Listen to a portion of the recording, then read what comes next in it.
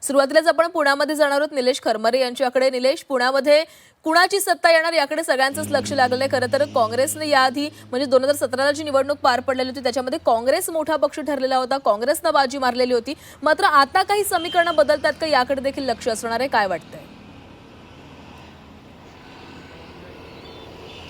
प्राची, पुण्याचा जर विचार करायचा झाला तर पुण्याच्या जिल्हा परिषद पंचायत समितीमध्ये याही पाठीमागचा जर इतिहास बघितला तर राष्ट्रवादीची सत्ता ही कायम होती।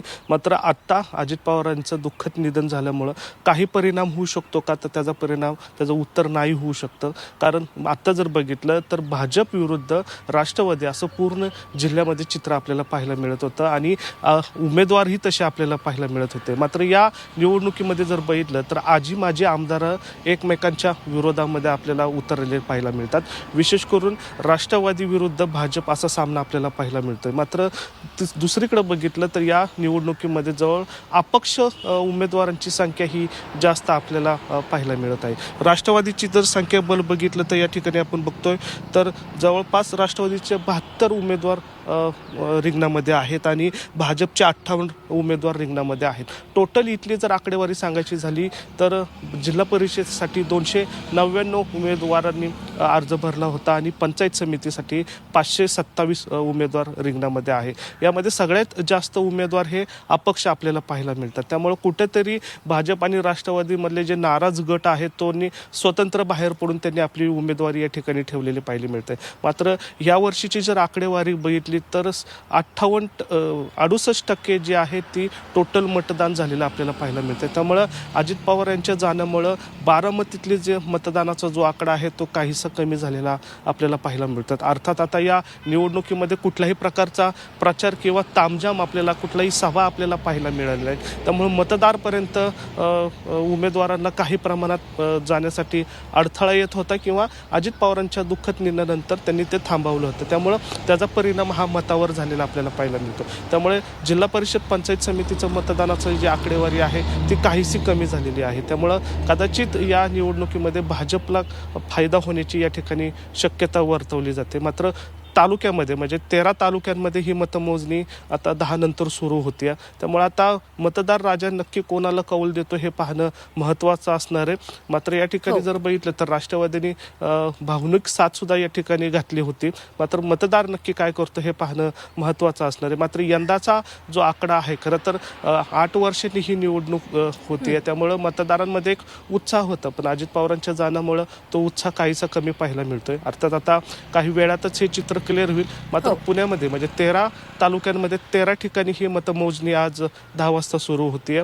नक्की आता भाजपला पसंती मिळते का राष्ट्रवादीला पसंती मिळते ते पाहणं महत्त्वाचं असणार आहे। मात्र इथून मागचा जर इतिहास बघितला तर राष्ट्रवादीकडे जिल्हा परिषद पंचायत समिती ही कायम राहिली होती। मात्र यंदाच्या निवडणुकीमध्ये भाजपने बऱ्याच ठिकाणी आपले उमेदवार दिलेले आहेत। आजी माजी जे आमदार होते ते भाजपमध्ये प्रवेश केल्यामुळं राष्ट्रवादी विरुद्ध भाजप असा सामना या ठिकाणी पाहायला मिळतोय।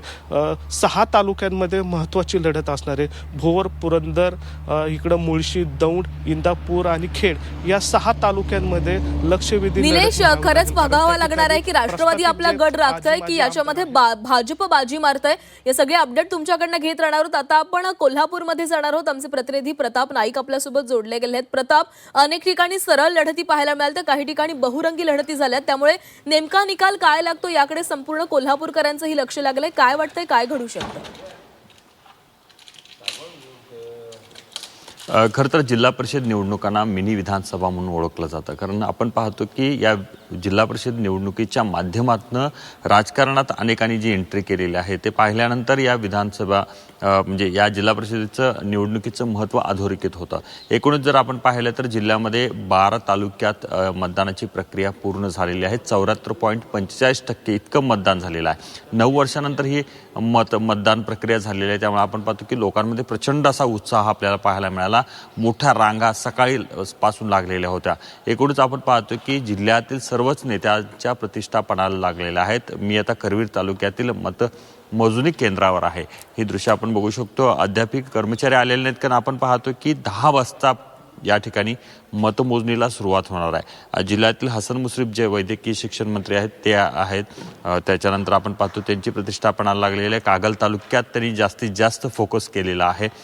प्रकाश आंबेडकर जे कोल्हापूरचे पालकमंत्री आहेत त्यांनी भुदरगड तालुक्यात फोकस केलेला आहे. बाकी जिल्ह्यात जरी ताकद लावली असली तर पण त्यांच्या मतदारसंघात विशेषतः ताकद लावल्याचं पाहायला मिळत आहे. संजय मंडलिक कागलमध्ये हसन मुश्रीफांना त्या ठिकाणी टसन देत आहेत. एकूणच आपण पाहिलं तर वेगवेगळ्या पद्धतीने या ठिकाणी निवडणुका होत आहेत. गटातटाचं राजकारणच या निवडणुकीच्या निमित्तानं पाहायला मिळालेलं आहे. काँग्रेस मात्र आपण पाहतो की करवीर तालुक्यात त्यांनी फोकस केलेला आहे, पण जिल्ह्यामध्ये देखील त्यांचं लक्ष आहे. एकूणच आपण पाहतो की सतेज पाटील यांची देखील प्रतिष्ठा पणाला आहे. एकूणच आपण पाहतो की 2 ते 3 तासामध्ये 10 वाजता सुरुवात झाल्यानंतर 12 ते 12:30 पर्यंत आपल्याला पूर्ण कल हाती येईल आणि जिल्हा परिषदेवर कोणाचा झेंडा हे स्पष्ट होईल. यापूर्वी आपण पाहिलं तर त्याच्यामध्ये प्रामुख्याने काँग्रेसच जे ताकद आहे किंवा काँग्रेसचा झेंडा जिल्हा परिषदेवर या ठिकाणी पाहण्यात आलेला आहे. त्याच्या सोबतीला राष्ट्रवादी देखील होती. त्यामुळे यंदा काय होणार, महानगरपालिकेनंतर जिल्हा परिषदेवर देखील या ठिकाणी महायुतीचा झेंडा लागणार का, याची उत्सुकता खऱ्या अर्थानं ताणली गेलेली आहे. पण आपण पाहतोय जे 12 तालुक्याच्या ठिकाणी हे मतमोजणी होणार आहे. त्यामुळे अतिशय वेगानं ही मतमोजणी होईल, वेगानं कल येतील आणि लोकांना कळेल की या जिल्हा परिषद मतदारसंघावर किंवा जिल्हा परिषदेवर कोणाचा झेंडा लागेल. नक्कीच प्रताप, तर थोड्याच वेळामध्ये कोल्हापूरकर कोणाला नेमकी संधी देतात याकडे लक्ष हे कळणार आहे. धन्यवाद दिलेल्या माहितीसाठी.